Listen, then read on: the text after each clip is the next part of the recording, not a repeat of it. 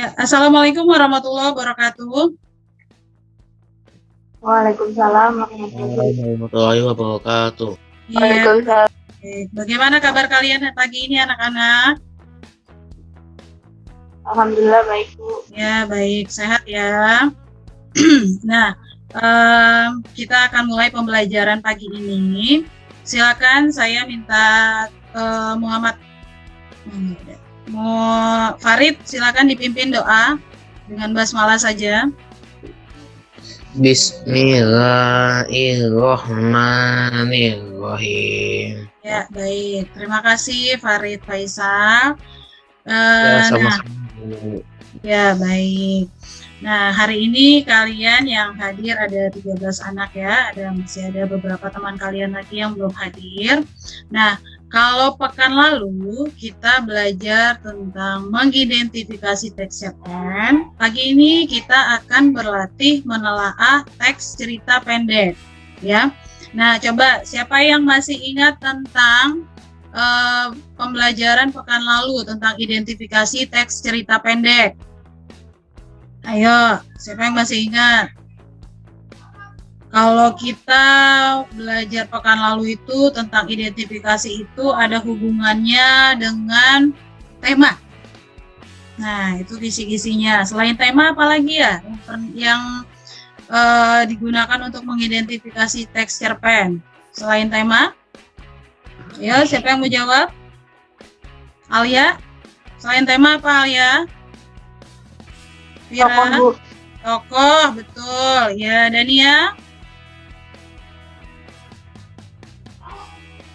Ya, Dania? Atau Cahya?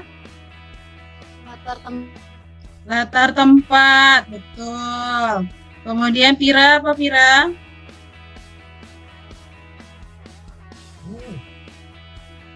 Selain yang sudah disebutkan temanmu?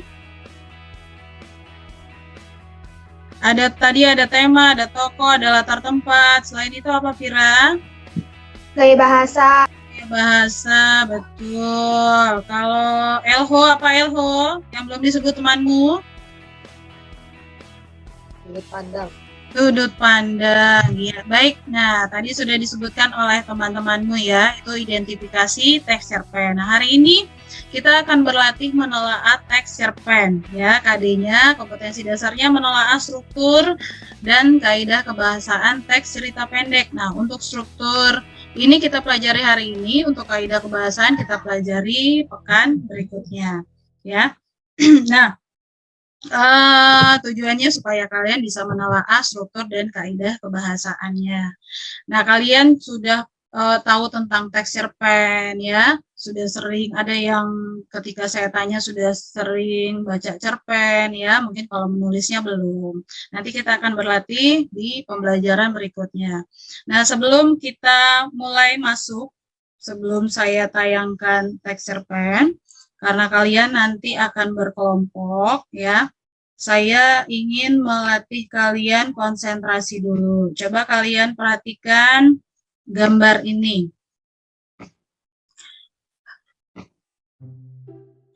Gambar ini ya. Nah, gambar ini coba di sini ada gambar beberapa binatang. Ya, ada gambar beberapa binatang. Ada berapa ya kira-kira binatang yang ada di dalam gambar ini? Ada? Ada berapa? Ayo, dijawab. Ada? 11. Oh, 11. Oh, ada yang 11 ya. Ada yang menemukan sampai 11. Atau cuma 3? 3? Enggak ya? 4. Ada berapa? Ayo, coba. Ada 4. 10. Ya, ada 10. Coba tadi yang jawab 10 atau yang jawab 11. Tadi yang jawab 11 siapa? Coba, kalau yang kelihatan memang ada 4 ya. Ini gajah, ini kuda, kemudian ini apa nih? Ini anjing, dan ini tikus. Oh ya, ada kucing. Nah, 1, 2, 3, 4, 5. Ternyata ada yang bisa menemukan sampai 10. Siapa tadi yang jawab 10? Disebutkan 10 binatangnya. Apa Sarah? Satu. Kura-kura. Kura-kura. Yang mana tadi kura-kura? Ini ya, kura-kura. Satu, dua. Ikan di matanya, Bu. Yang di matanya. Dua, tiga. Di ekornya ada ular, Bu. Di ekornya ada ular. Tiga, empat. Di atasnya kuda ada capung, Bu. Ada capung. Ini kuda, ini capung. Ya, lima. Itu, Bu, di mulutnya ada buaya ya, Bu. Ada buaya. Ini buaya ya. Ya, kepalanya buaya. Enam. Udah, Bu. 6. Loh, katanya 10. Itu ada gajah, ada kuda, ada anjing, Ular. kucing, ada tikus, Kucing, tikus. Iya, kucing, tikus. Yang ini belum kamu sebut nih. Apa nih? anjing, Bu. Iya.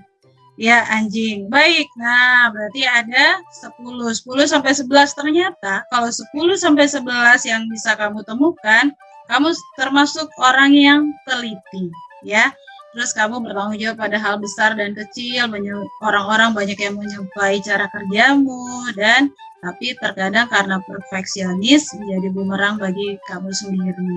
Nah, kalau kamu yang hanya menemukan 1 sampai 3 binatang, ternyata kamu hanya memperhatikan gambar saja, ya, tapi kamu punya visi dan misi yang luas dan cepat mengambil keputusan tanpa memikir panjang. Tapi kamu termasuk yang unggul karena cepat. Kalau tadi kamu bisa menemukan 4 sampai 9 binatang, berarti kamu sangat detail dan hampir sempurna. Nah, seperti itu anak-anak ya. Tadi kamu hitung-hitung sendiri nanti berapa binatang yang kamu dapatkan tadi ya. Baik, nah itu tadi untuk melatih kamu supaya lebih fokus dulu. Nah, sekarang saya akan menayangkan video pembacaan cerpen. Saya minta kamu perhatikan baik-baik. Nah, ketika kamu menonton, kamu bisa sambil menjawab dalam hati kamu, apa nih ya cerita ini, tokohnya siapa ya, temanya apa ya, amanatnya, kemudian alurnya di mana, alurnya di mana, latarnya di mana, latar waktunya kapan, dan seterusnya ya, karena nanti kita akan berdiskusi tentang ini. Nah, nanti kalian akan saya minta berkelompok dalam diskusi. Perhatikan dulu.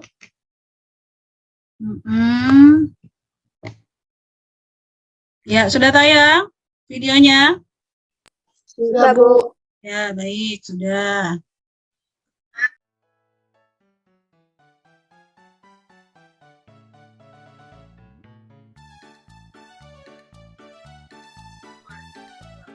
Ya, saya percepat ya, karena hanya puisi.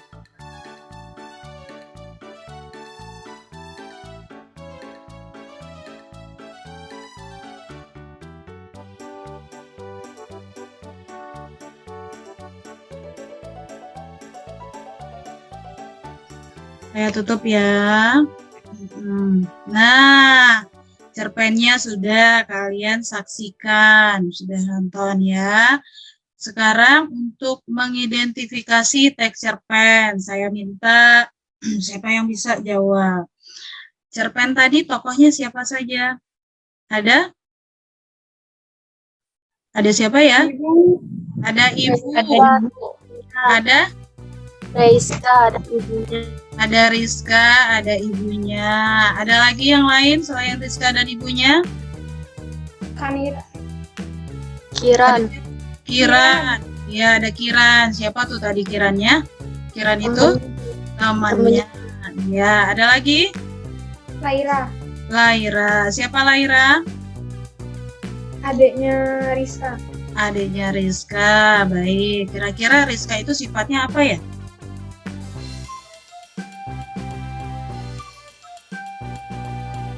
Apa ya? Iya, belum ketemu ya, belum ketemu. Baik, latar tempatnya di mana ya? Sekolah. Sekolah, rumah, Kelas kelas, di pasar malam. di pasar malam. Baik, kalau latar waktunya? Siang hari. Siang hari. Apalagi? Malam hari, ya baik. Nah, kalau amanatnya, kira-kira kamu setelah menyaksikan cerpen tersebut, apa yang kamu dapatkan amanatnya? Jangan pernah mengeluh. Jangan pernah mengeluh, betul. Ya, kira ada lagi yang lain? Bisa beberapa loh amanatnya. Jangan pernah mengeluh, lalu Bersyukur terhadap rezeki yang sudah diberikan oleh Tuhanmu. iya, amin. Bersyukur terhadap rezeki. Ya, mungkin ada lagi yang mendapatkan amanat yang lain? Ada lagi? Sudah, iya. Baik, sebenarnya ada lagi ya. Mungkin kamu belum mau jawab sekarang. Baik anak-anak, itu tadi sekilas tentang identifikasi teks cerpen. Nah, sekarang waktunya kita berkelompok ya untuk membahas atau menelaah struktur teks cerpen. Kalian hari ini ada 15 anak, saya akan membagi kalian menjadi 3 kelompok. Nanti kalian akan otomatis masuk dalam room ya, silakan kalian klik saja di HP atau di laptop kalian, masuk room ke mana. Nah, Google Form-nya nanti untuk isian LKPD-nya, lembar kerja peserta didiknya akan saya kirimkan melalui grup saja, dikerjakan secara berkelompok. Nah, untuk bagian struktur itu saya berikan rambunya. Struktur itu ada 4, struktur teks cerpen, itu ada bagian orientasi, ada bagian rangkaian peristiwa, ada bagian komplikasi, dan ada bagian resolusi. Nah, nanti kalian bahas di dalam kelompok, apa sih resolusi itu, bagian yang mana dalam cerpen itu yang bagian resolusi, kalimatnya dari mana sampai mana, kemudian bagian rangkaian peristiwa, komplikasi, dan seterusnya, resolusi. Baik, siap ya? Ya, kalau nanti saya berikan waktu sekitar 10-15 menit, setelah itu kamu akan kembali ke ruang utama ini, ke room utama untuk presentasi. Nanti kalau presentasi tidak ada yang bawa laptop, pakai HP kalau memungkinkan, tapi kamu bacakan saja ya. Silakan dibacakan bagian orientasinya mana. Nah, nanti kita akan bahas. Baik, saya akan bagi kalian menjadi beberapa kelompok. Nanti silakan kamu masuk dalam kelompok kalian masing-masing.